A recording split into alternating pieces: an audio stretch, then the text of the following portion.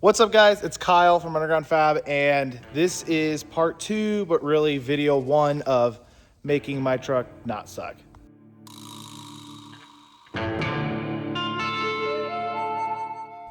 So this is going to be a 3-part series, I guess. Well, really, it's a 2-video series, but it's 3 stages that I'm doing on my truck to make it not suck. So the 3 big issues with my truck that I've had since I've pretty much bought it is, 1, the interior is roached. I had moldy carpet when I bought it. It was literally rotted through the carpet. Terrible smells everywhere. Seats were ripped, rattled like crazy, and the AC didn't work. So step 1 that I already did, I didn't video it because it would have been a boring video, is we completely stripped the cab, sound deadened the whole thing, replaced the evaporator, anything that could fail behind the dash since the dash was out, I did at the same time. So new evaporator, new blend doors, new heater core, everything. Sound deadened the whole cab, PRP seat covers, and then cleaned up some wiring and stuff like that in there. So didn't video it because nobody would have watched me sit there and roll, or me and my dad sit there and roll sound deadening on for 4, 5, 6 hours, something like that. But here's a little before.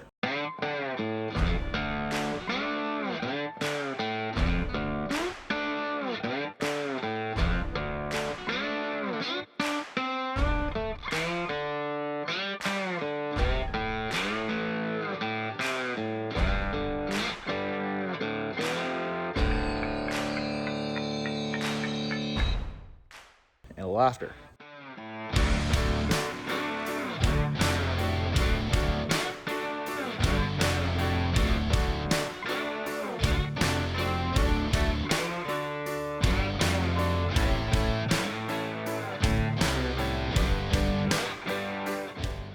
So the second step to making my truck not suck is the suspension. And as you'll see here in a minute, the suspension is pretty clapped out, has been since I bought it. So steering's a little loose feeling. It kind of has got like a little bit of a shimmy to it. The shocks are completely blown out. And also these Raptors just have some weak points in the front that we're gonna try and address at the same time. So that's gonna be this video, is updating the front suspension to bulletproof and fix what I got. And step 3, or stage 3 of this Raptor make it not suck, is the paint. Well, the paint. So the paint on it looked okay when we bought it. Every time I go to wash the truck though, a little bit of clear coat comes off and it's just progressively getting worse. So I've done the stuff I need to in the time being before we address the paint, like my dovetail. I did paint match the flares. Went through, I had all the dents knocked out of it. And I don't know if you're able to see it up here, but up on the front, up here, the hood's all spotty with primer and filler and stuff like that that we've gone through. You can see a little bit right here, kind of, where it's all primered. Just trying to get it ready for the next step of fixing the paint and the color and all that on it to make it something that is cool to me, something that's going to be forever on my forever truck, my dream truck. And yeah, but on that note, we're addressing suspension today. So before I do anything, before I start painting and welding and putting the new springs and a bunch of other goodies in there, the first thing we need to do is get all of the old blown out suspension out of the truck, get the truck completely stripped down, because tomorrow morning I have to get the shocks swapped from a guy that lives down the street from me. So today's goal is to just get all of this completely stripped out and gutted. Anyways, now that I've rambled enough, let's get this ripped apart.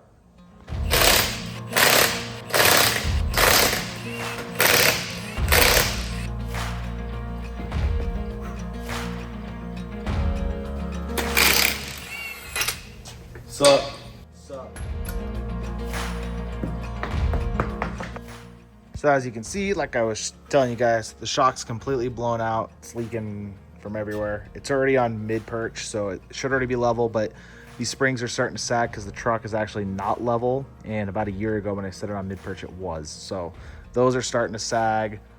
Upper arms are looking a little old, but what we're doing, I need to put new upper arms on it, and it's just all old and funky. So I'm gonna try and just clean this up the best I can. I'm gonna come up with a game plan for the pockets, which I don't know if I'm gonna do this now or down the road when I go to coilovers, but I'll explain more on that later, as well as pull the bumper off, clean all this up, finish weld those, repaint. Basically just make all of this look brand new again and not blown out and not ride terrible. Let's get it.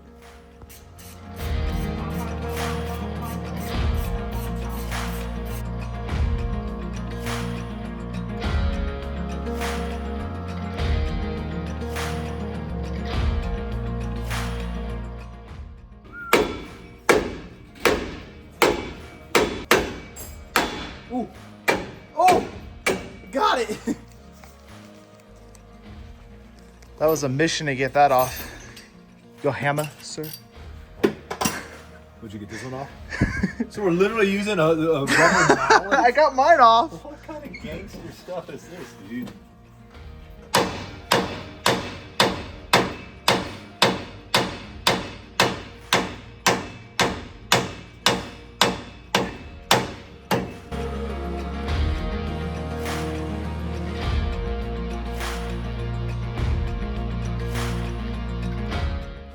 All right, my dad had to go get a hammer to get that tie rod off that I was able to beat off with a rubber mallet. It wasn't rubber, but a mallet.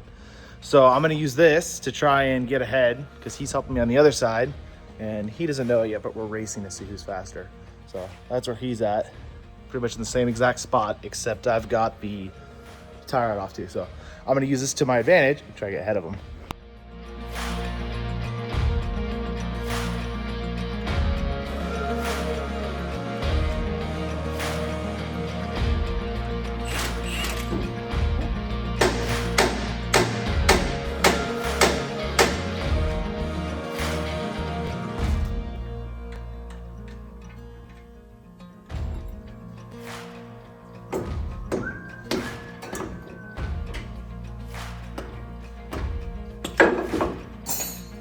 Pull the axle off too.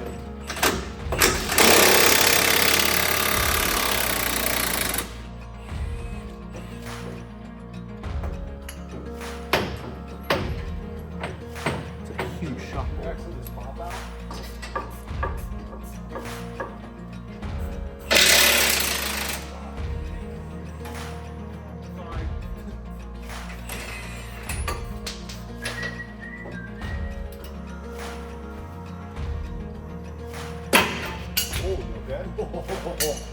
That was almost bad.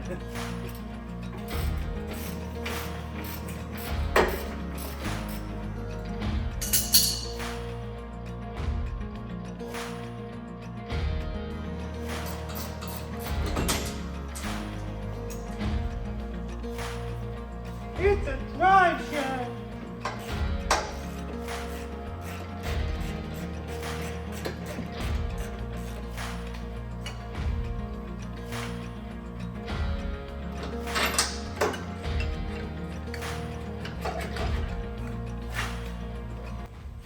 That's the old one, right? What's that?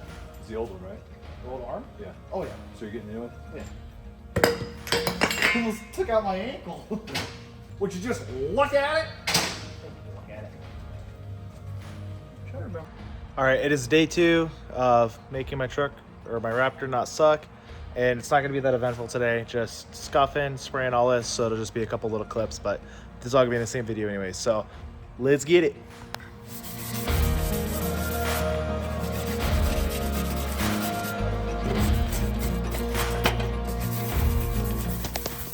All right, so I almost forgot that, while I was doing all this, just scuffing the frame, getting ready for paint, there's a coolant leak I gotta address. So if you come along the frame and up there to the bottom of the radiator, you can see it's a little wet right here. That's because that lower radiator hose is leaking and there's a clip, as you can see, kind of right there. And that clip has a O-ring inside of it where it clips onto the radiator. So originally I was like, oh, I'll just replace the radiator hose. But when I originally called Ford, they wanted like $400 and something for this stupid radiator hose. And I'm not paying $400. So my buddy called, he found it for like 200 and something bucks, but that still sounds ridiculous for me for just a lower radiator hose.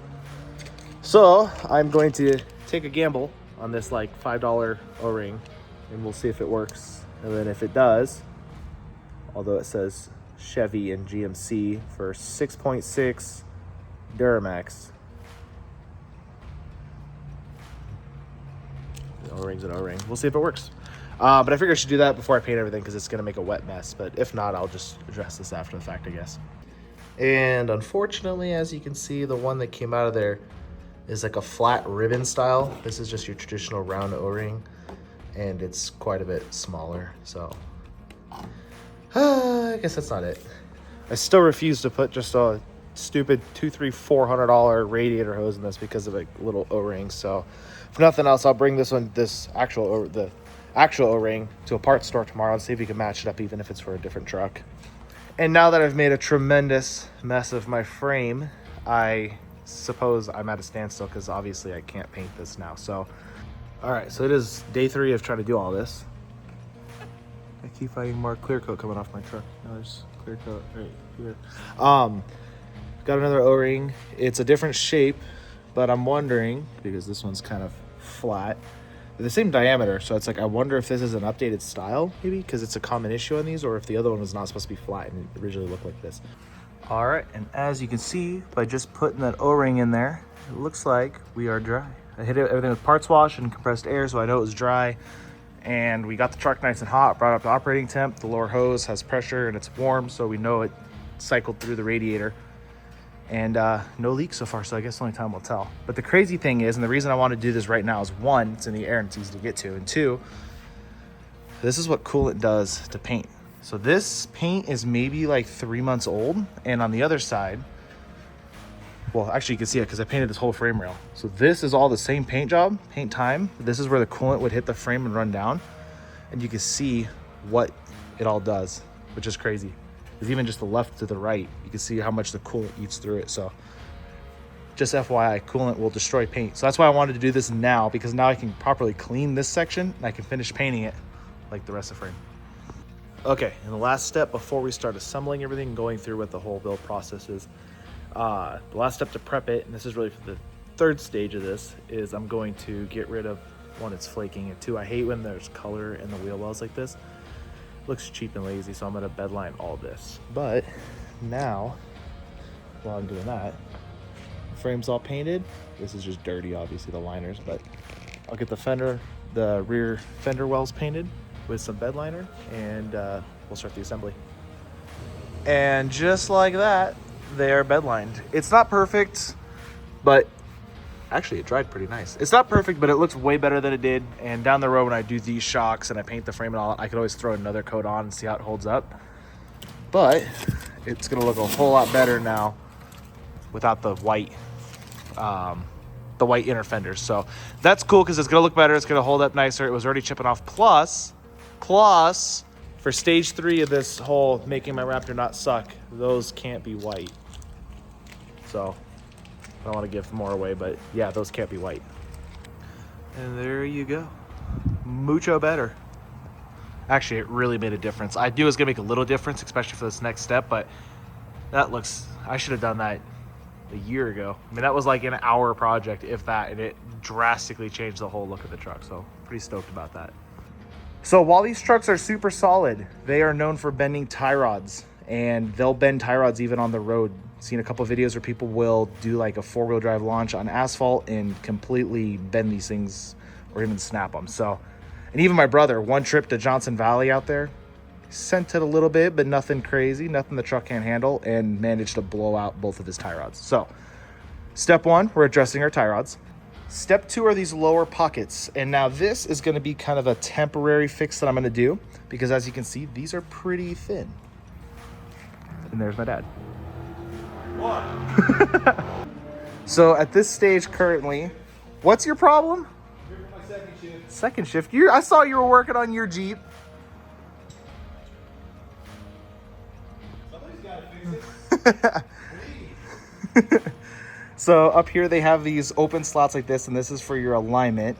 But I got these cam bolts that'll go in there. It kind of blocks this out. Still gives you the... They're here. Calm down. Oh, they came in? They came in. I'll show you. Good job, Jeff Lisa. Oh, wow. So that'll help keep this from getting knocked out of alignment when you're using the truck off-road. Down the road, when I eventually go to coilovers, these will all get plated and gusseted and boxed, and these will have lockouts, but that's for a later project. Just trying to make the truck good and as it should be for now.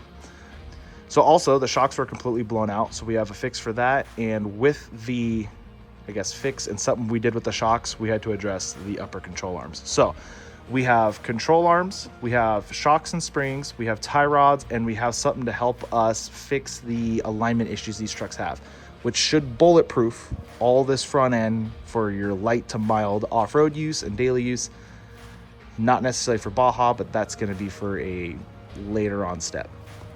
While it was all apart, we also went through and painted all of the old control arms and knuckles and brackets and everything, so that when it all goes back together, it should be nice and pretty. But I got the last piece that I needed to start assembling the front end. I got the lower cam bolts from Dirt King for the front lower pockets. Go over that in a second. So with that being said, here's what's going in the front. And as you can see, there's a ton of blue over here now. So this is how to bulletproof your Gen 1 Raptor. So starting over here, these are factory shocks that have been rebuilt that I swapped out with CSW Offroad in Agua Dulce, California. He rebuilt these, put Schrader valves on them so they're tunable now, and helped me pop on some geyser springs that I bought used and powder coated. So this is kind of your OEM leveling setup. The front's going to be a little bit more tall. So to correct that, we have SVC upper control arms. These will also be great when I go to coilovers, because with the added travel, these won't bind up like the factory uppers do. And it gets away from a ball joint. It goes to a uniball setup, which is far, far stronger. Plus they look sick.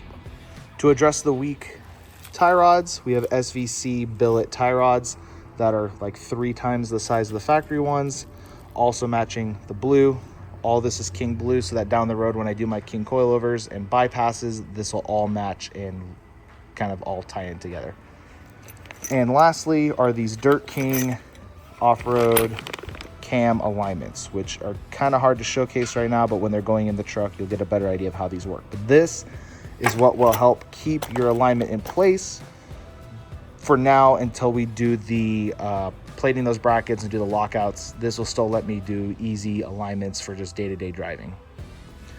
So now that I've made a mess here and made a mess here, let's put it back together. All right, so on SVC's website, it says to leave about 1 to 2 threads here before the jam nut hits the collar or the arm. So we did kind of our first little eyeball alignment on it. We're gonna get these loosely bolted up into there. Once they're loosely bolted in the truck, we'll see if we know these are straight. We'll see if we can get a wrench on these to tighten them up. If not, we'll get them close, pull it back out, tighten this, then bolt it in the truck, then the shocks. Let's do it. So these you do need to tighten before you put them in, because otherwise you can't get a wrench on it. So tighten those before you put them in the truck. The misalignments will let you slide them in anyways, and then you can tighten these 2 down.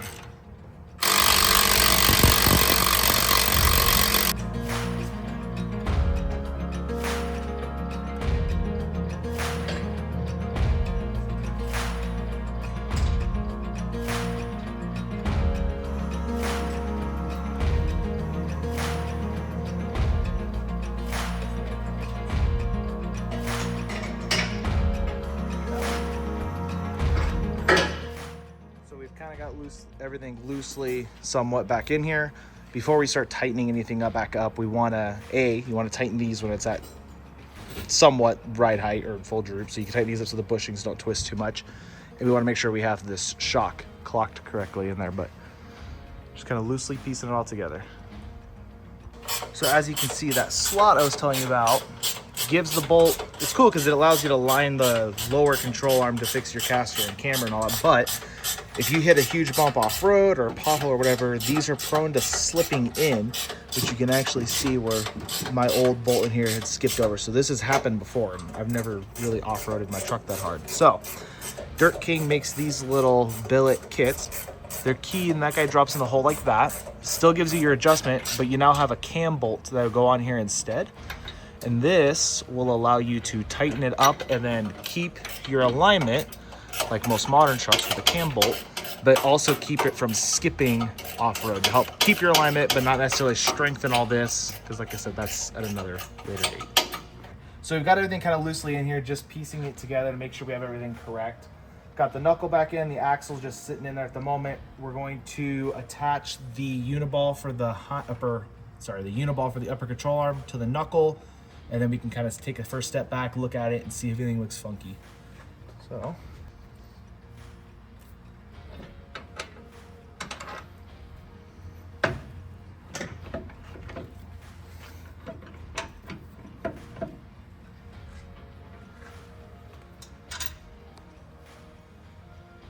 as we tighten this up now, it'll pull this all back in, get that taper to set nice and flush inside of the knuckle.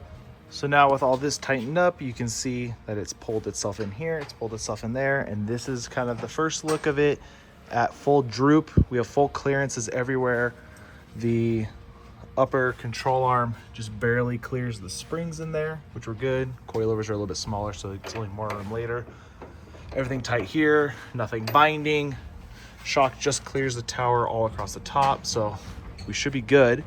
Next step will be to tighten up these lower control arms with the cam bolts, and then we'll do the alignment later, and then start putting the hubs back together with the RCV deletes, and then the brakes, and then this side's really done. Oh, and then tie rod, and then this side's done. And just like that, all the suspension's back in the truck. So now, because we have everything open before we do the heat shield and the rotor and caliper and all that, we're gonna take the new tie rods from over there. We're gonna lay it next to this tie rod, get it kind of, you know, a little eyeball alignment, get it really close to where it should be similar. We'll put that in the truck, and then tomorrow we'll limp this over to a alignment shop or to our other shop, and then I'll try to do the alignment on it. But you can see now with the cam bolts and everything in there as well. One for the front, one for the rear. And like I was saying, how these are thin and tend to bend, and that's the next project down the road. When I do coilovers, I'll plate all this. This was actually bent a little bit. So once we tightened it, it kind of sucked it back in. You can see it a little bit, but this would not sit flush. So this pocket's already bent. So we will go ahead and put the tie rod in it, and then put the brakes on, and then we're on to the other side. So with the new and the older tie rod side by side, we're gonna kind of just line it up and do an eyeball, somewhat similar alignment here to get it close, so that at least the truck will drive straight to the alignment shop. I have the adapter on here. As you can see, I am quite a bit longer. So I'm going to shorten this up a little bit and then test it again and see how it lines up next to the factory one. And you can see now with them side by side, they're very, very close. That inked right at the middle, very similar there. Figure it with the logo out, of course, as always. And then you want to make sure you don't like bottom one side out and leave a bunch of threads in the other. One, if they're even, it'll be stronger. And two, because one is reverse thread, you can just turn these with them in the truck like this, like that, and then that'll set your alignment so that you don't need to pull or unbolt anything to do your alignment. You can just do it straight on the truck. So make sure you leave enough threads showing on either side so that they're somewhat symmetrical and even. So once you get your tie rods all set and figured, you're gonna go ahead and take this little collar, thread that on, get it straight, tighten it, and then we'll work on hooking up the rest of the heim for the tie rod. Meanwhile, my dad's been over here and has got all the brakes back together. So I'm gonna help him doing everything as always. So now with that guy in there nice and tight, we're gonna take our tie rod, slide it back in, run the hardware, and then once I have an extra hand, I'll go grab the misalignments for the knuckle and we'll have steering again. So once you get that hardware in, like I said, and I had an extra hand, I was able to get that through. I had to tap this in a little bit because it had a taper so it fits in there nice and tight. That's what it looks like. It looks so good right now. And just like that, this side is completely done. So we're not gonna bore you with the other side. We'll just do a time lapse, something to show us putting it together, but there it is. What was our time on that side? Oh man, hold on here. I'm gonna call it 48 minutes. 48 minutes. It's a big transformation for, it took us what, an hour to pull everything out? Yeah, we had it all done in an hour. We're pulled apart. God, it looks so good. So what, 4-hour project all around, all done? Not filming, yeah. So tomorrow, we've just got to get a little Allen, because these are like a half-size Allen. Little Allen to tighten up the beauty rings up there. We'll work on trying to get an alignment done on it. And then it's ready for the road, minus the bumper missing.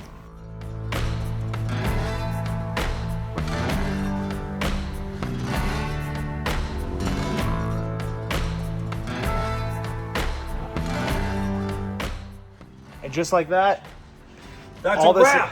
All the suspension's done. So tomorrow we just got to do those little beauty ring pieces for the Allens and then try and see if we can align it. And then after that, Monday is the next big stage. It's Wednesday today. Monday is the next big change for the truck to finish the Make My Raptor Not Suck. So there it is.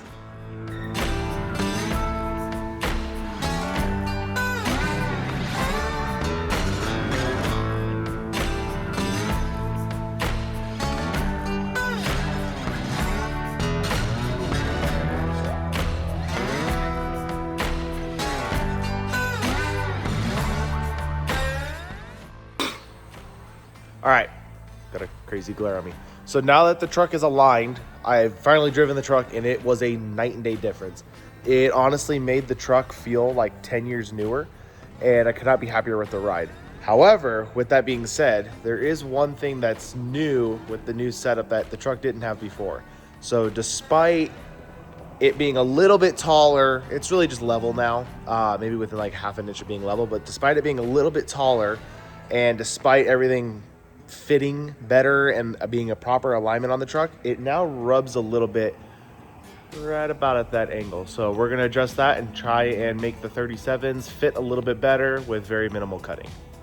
So as you can see now, it is touching, which is weird because it would only rub in reverse and barely enough to scuff the paint, but it gets deep into that fender now. So unfortunately, I'm gonna try and trim that the best I can. I'm not gonna go crazy. I'm not gonna cut the firewall because down the road, I do mean down the road, this isn't like in the next few months or anything, but probably in the next year or two, I do plan on putting this truck on 40s. And when I do that, I have to cut the firewall to clear the 40s and run fiberglass and all that kind of stuff anyways. So when I go to that stage, I will properly cut that whole firewall out, replate it, scoot it all back, and then give myself a mile's worth of room. So right now, I'm just trying to make my bald 37s fit.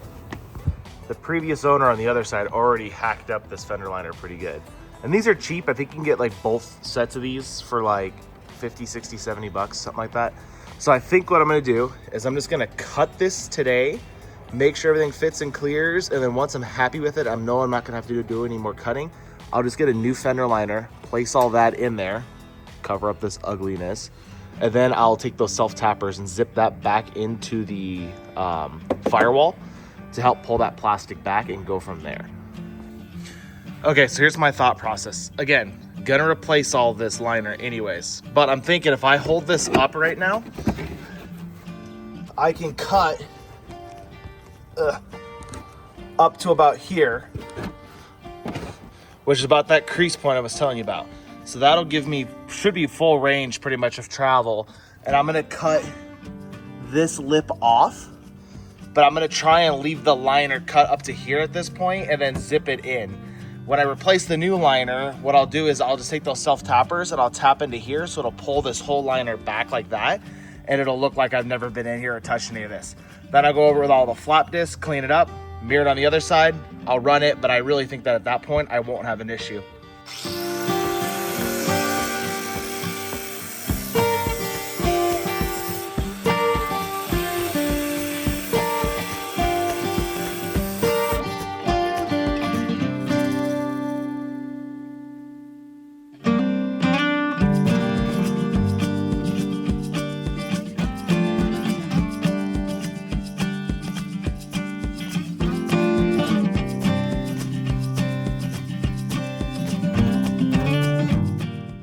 Want to show you what I did. So I ended up not removing that whole bar. I actually left it, where are you?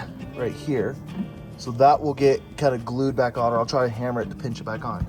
But you can see where I cut the firewall and like I fanned it back.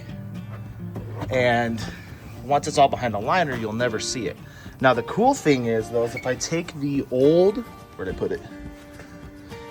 The old piece of fender liner that I took off, you can see where it used to sit and where it was hitting with the firewall pushed back. And then once I zip some self-tappers in here,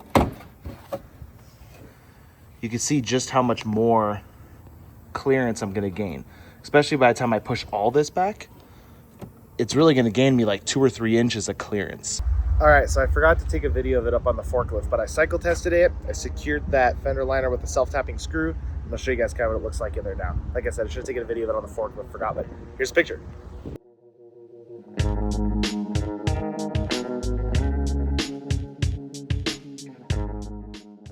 So as you can see now, we got tons of room, about 2 fingers gap in there, and at full stuff, at least as far as the truck will let me before the pump starts screaming and whining on me, I get about 1 finger's gap between it. So I think I've got it dialed. Now we'll just drive it and see how it does long term. All right, we are on the road because it is time for stage 3 of making my Raptor not suck. So far, we've completely gone through the interior, did the sound deadening, fixed all the AC, did a bunch of preventative maintenance, fixed the ripped seats in here, and did a whole lot more, including finding coins in my AC ducting. Stage 2 was completely overhauling all the blown out front end of the truck. That's new tie rods, new rebuilt shocks, new geyser springs, new SVC upper control arms, new alignment cams, as well as repainting the entire front end really of the truck. Now it is time for stage 3, which involves us dropping the truck off because this is something I can't do, which I'm excited about because that means I get to just drop it off and have someone else do it, which is exciting. But anyways, let's drop it off, and there's not going to really be anything to video on this one except for when it's time to pick it up. So I guess let's drop the truck off.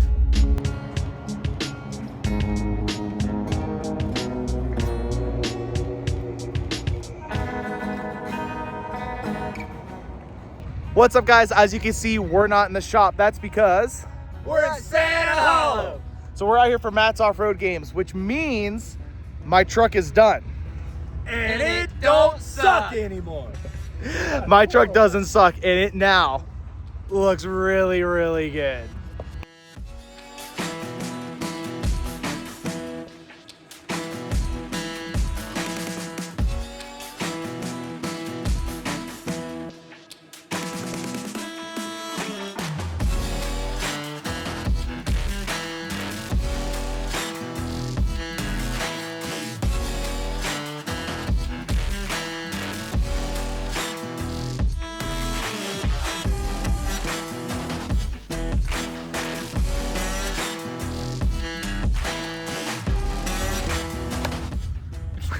It's been a really, really long push. It's been like a month or so of working on this thing every single night, but can honestly say that my truck doesn't suck anymore. We've got the interior fixed, it no longer sucks. We've got the suspension fixed, and it rips now in the whoops. It doesn't suck. And now my stripping clear coat, door dings, and cracking paint, and my refrigerator white paint is no more. And I now have my dream truck.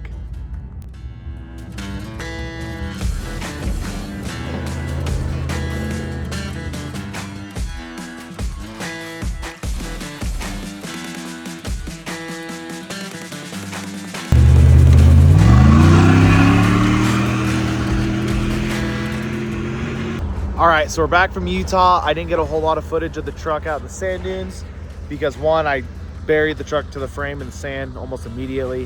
What you got there, buddy? Got sand stuff, bro. Ugh, not good.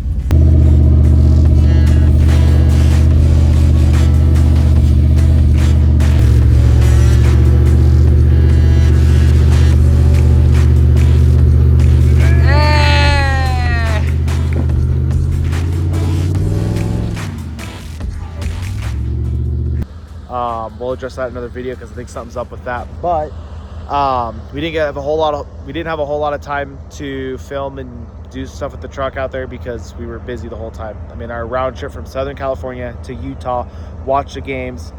We basically took a nap the first day, and then drive back was all in less than 48 hours. We were in Utah for less than 24 hours, and most of that we were at the games. So we didn't get a lot of time to film, but the truck looks great. I'm super stoked with how it turned out. It's a night and day difference from how it drove before. Like I said, it drives good, it smells good, it looks good. In the little whoops out in Sand Hollow and the sand dunes and stuff, and on the Sand Highway there, it rips and it eats, and it's a different truck. And it's honestly something now that like I'm super proud to drive and stands out, and it's exactly what I wanted. So super stoked with how it turned out.